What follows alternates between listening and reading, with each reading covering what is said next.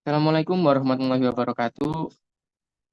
Saya perwakilan dari kelompok 3 akan mempresentasikan tentang bab karya tulis ilmiah. Sebelum saya mempresentasikan, saya akan memperkenalkan diri terlebih dahulu. Saya Abdullah Wasyan dari kelas X 2023B, NIM 233. Dan selanjutnya ada teman saya. Saya Wahyu Adisatrio dari SPB dengan NIM 172.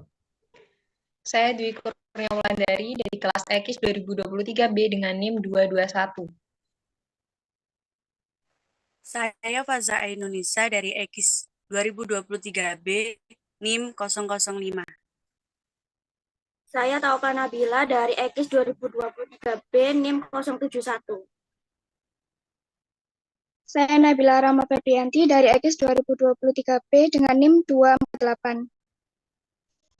Saya Dina Saputri dari X 2023B dengan NIM 243. Baik, di sini untuk bab yang pertama, kita akan menjelaskan tentang pengertian dan jenis dari karya tulis ilmiah yang akan dijelaskan oleh teman saya.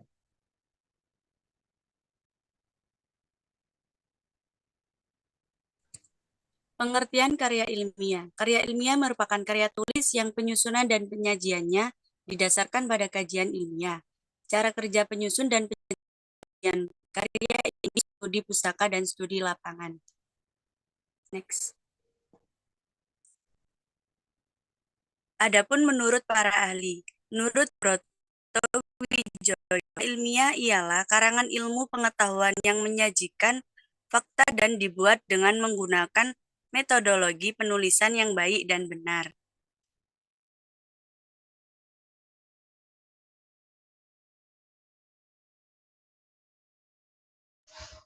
Jenis-jenis karya ilmiah. Yang pertama ada skripsi, yaitu karya tulis ilmiah atau hasil penelitian yang dibuat oleh mahasiswa sebagai syarat untuk memperoleh gelar sarjana.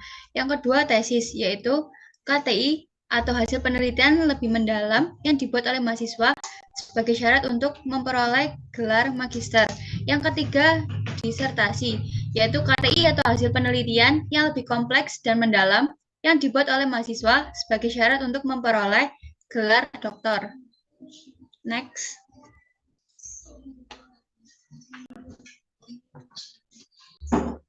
Lalu ada artikel ilmiah, yaitu karya tulis yang berisi pendapat penulis terhadap masalah atau topik yang diteliti yang dikaitkan dengan teori yang ada. Lalu ada makalah, yaitu KTI, yang membahas permasalahan berdasarkan data di lapangan yang bersifat empiris atau nyata dan objektif. Next.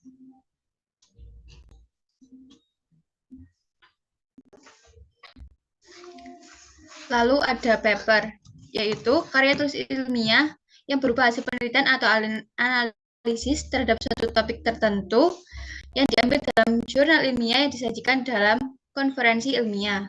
Lalu ada kertas kerja, yaitu karya tulis ilmiah yang berisi hasil penelitian atau analisis suatu topik tertentu dan dipresentasikan di seminar atau konferensi.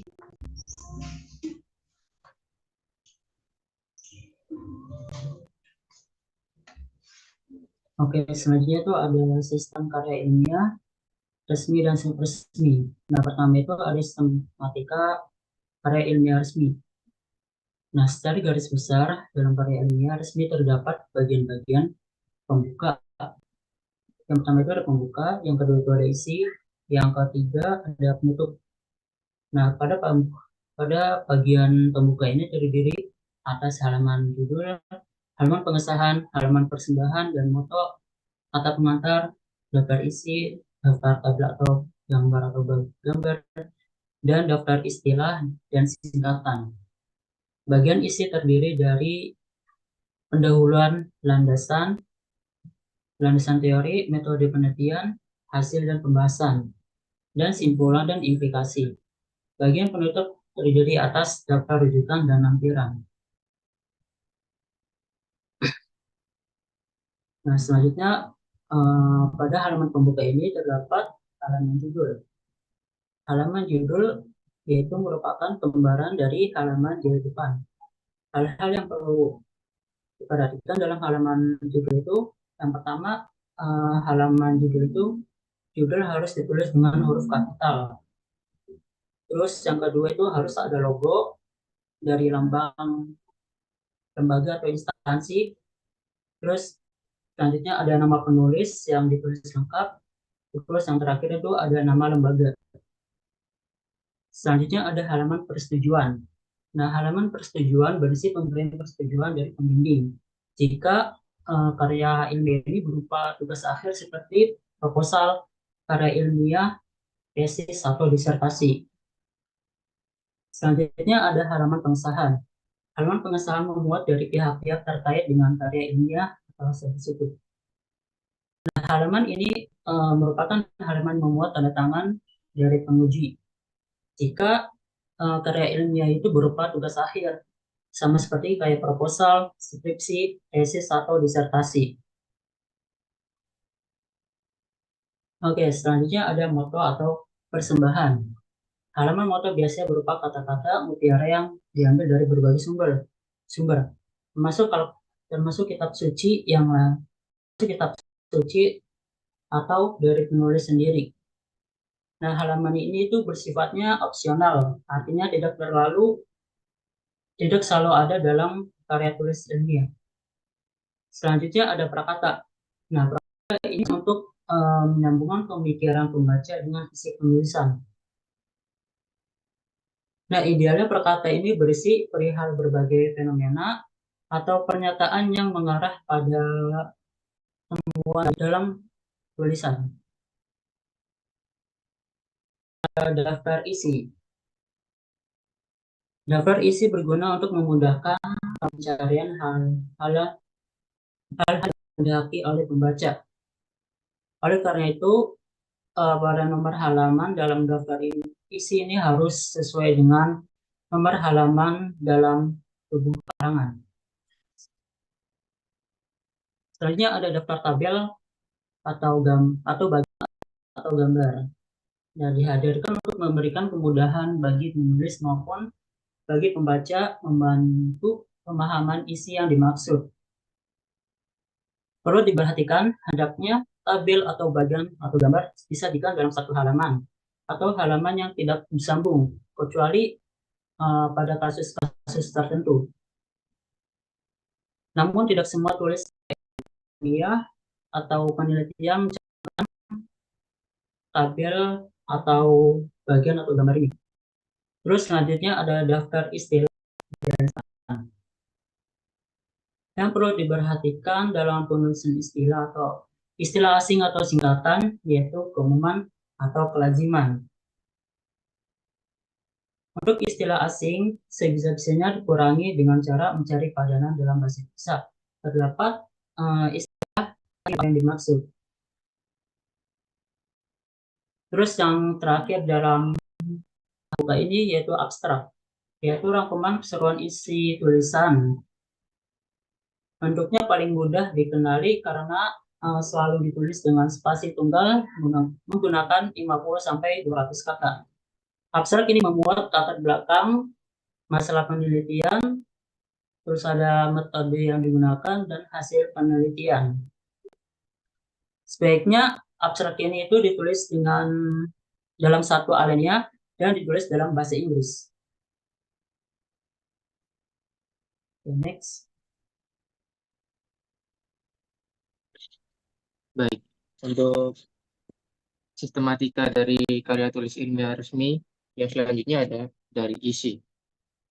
Yang pertama ada pendahuluan. Pendahuluan sendiri adalah bab pertama yang dari karya tulis ilmiah resmi yang mengantarkan pembaca untuk dapat menjawab pertanyaan-pertanyaan dalam karya tulis ilmiah tersebut atau penelitian tersebut.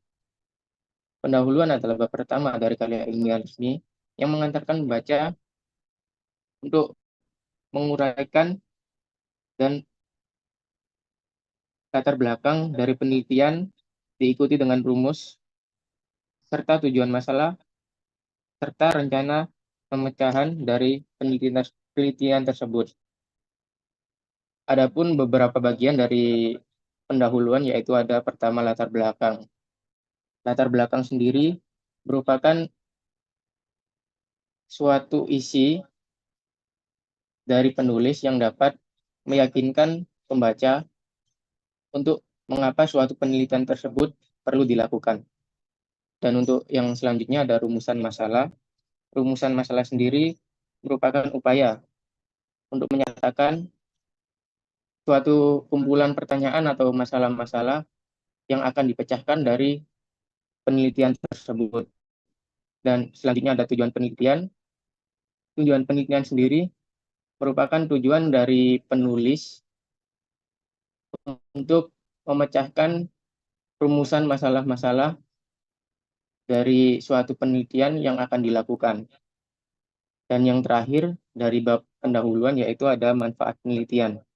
Manfaat penelitian sendiri yaitu manfaat apa dari suatu pembaca setelah membaca dari hasil penelitian tersebut.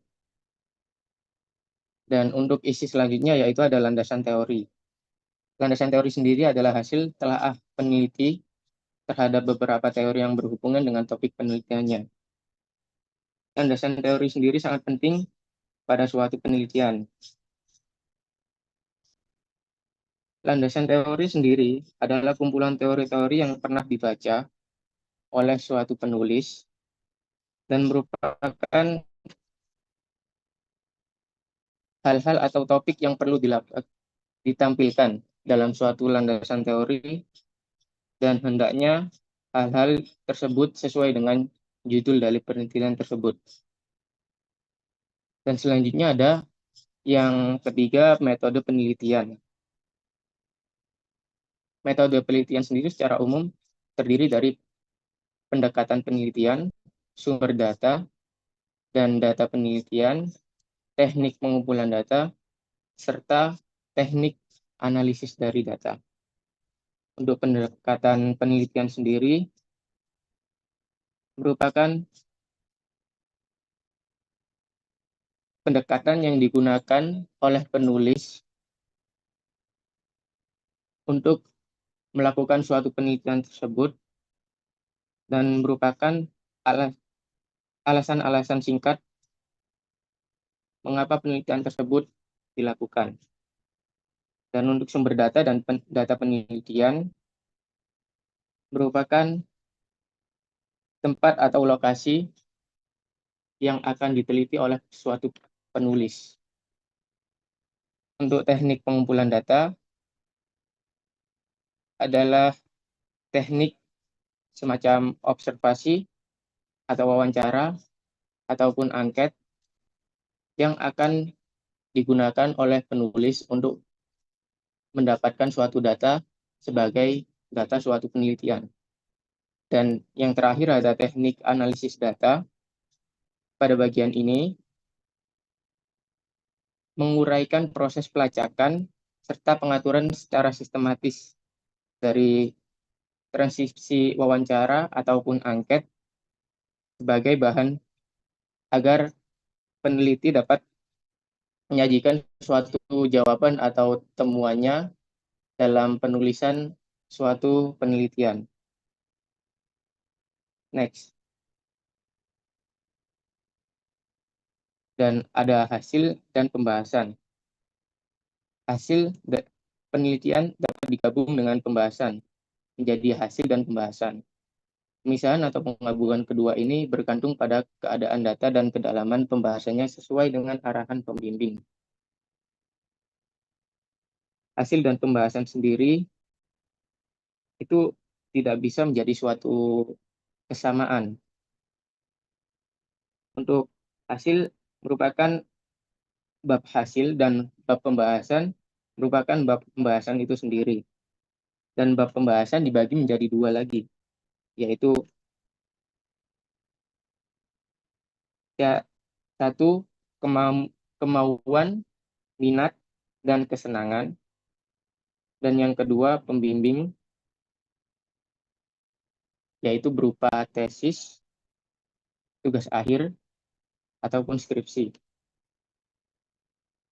Untuk bagian isi yang terakhir ada simpulan dan implikasi. Simpulan ini bukan berarti berupa rangkuman atau ringkasan dari suatu hasil penelitian. penelitian, tetapi merupakan jawaban terhadap permasalahan yang ditetapkan pada bab pendahuluan.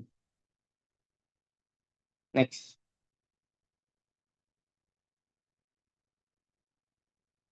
Yang terakhir dari sistematika karya tulis ilmiah resmi ada penutup.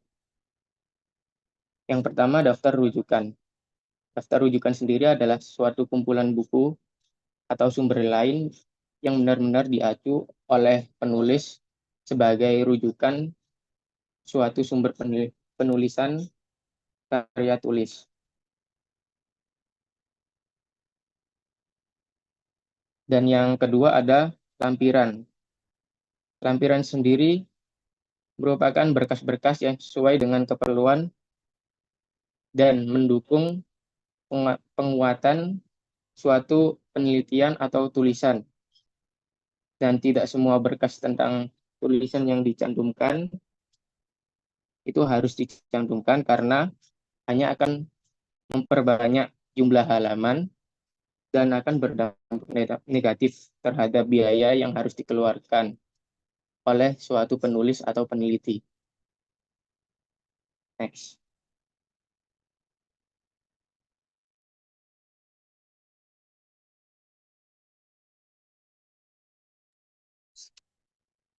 Selanjutnya yaitu penulisan karya ilmiah subresmi. Karya ilmiah subresmi ialah karya ilmiah yang model penulisannya tidak ditentukan secara lengkap. Misalnya cukup ada bagian yang berfungsi sebagai judul, pendahuluan, isi, dan penutup.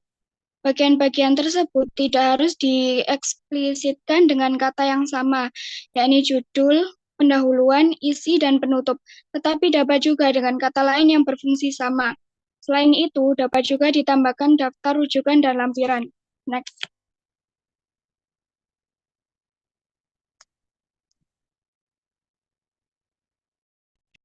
Yang pertama yaitu makalah.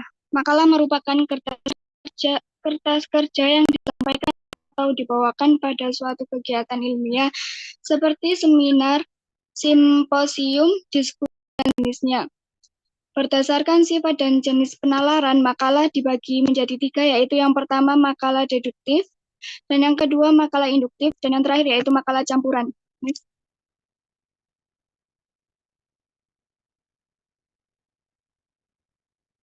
Yang kedua yaitu artikel populer. Artikel populer merupakan tulisan ilmiah yang biasanya dipublikasikan melalui media cetak seperti surat kabar, majalah, atau tabloid. Artikel populer berisi atau menguraikan, menyampaikan pemikiran atas topik. Next.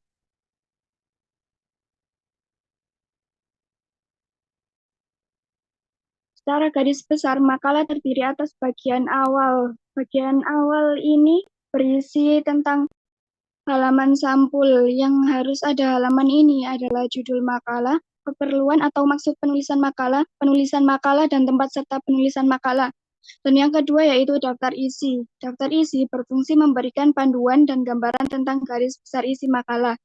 Dan yang ketiga yaitu daftar tabel dan gambar. Halaman ini dimaksudkan untuk memudahkan pembaca menemukan tabel dan gambar terdapat dalam. Next.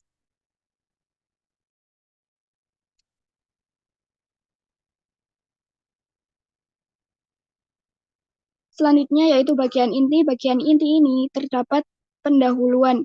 Pada bagian ini berisi penjelasan tentang latar belakang penulisan makalah, masalah atau bahasan serta batasannya, dan penulisan makalah.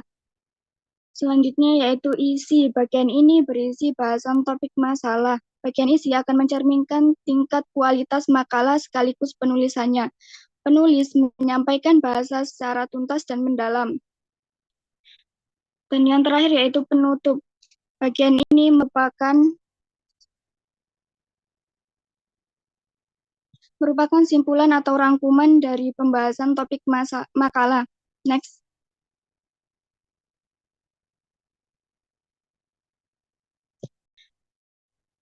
Bagian yang terakhir yaitu bagian akhir terdapat daftar rujukan dan lampiran. Daftar rujukan merupakan urutan daftar buku, artikel, artikel atau ensiklopedia yang digunakan sebagai rujukan dalam pengumpulan data, analisis, dan penyusunan makalah. Lampiran berisi hal-hal yang bersifat pelengkap yang dimanfaatkan dalam proses penulisan makalah. Next.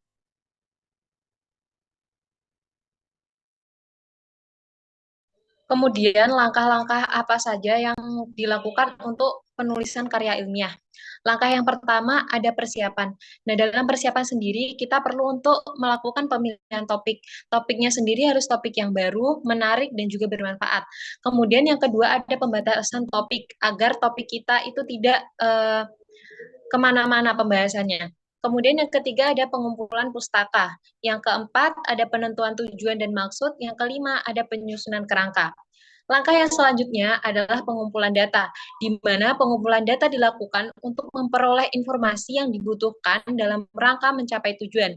Ada beberapa teknik pengumpulan data, diantaranya ada wawancara, observasi, angket, dan juga studi dokumen.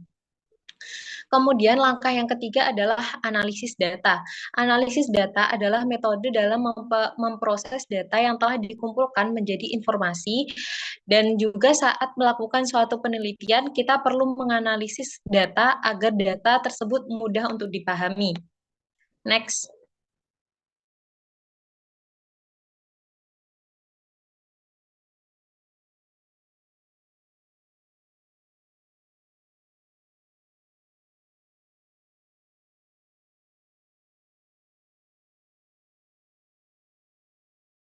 Silakan bisa dilanjutkan teman saya, Tawakalna. Langkah keempat, penulisan draft, mengekspresikan ide-ide dalam bentuk tulisan, mengembangkan data-data yang telah dikumpulkan, konsentrasi pada ekspresif atau gagasan. Yang kelima, perbaikan revisi. Pada tahap ini dilakukan pembacaan ulang seluruh untuk dievaluasi, kemudian memperbaiki ide-ide, berfokus pada penambahan, pengurangan, penataan isi sesuai dengan kebutuhan. Untuk yang keenam, publikasi. Karya tulis yang dibuat akan bermanfaat dan juga berarti untuk orang lain ketika dibaca oleh banyak orang.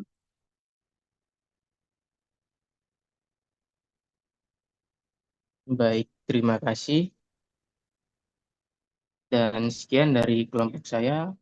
Semoga penjelasan tersebut dapat bermanfaat. Saya perwakilan dari kelompok 3.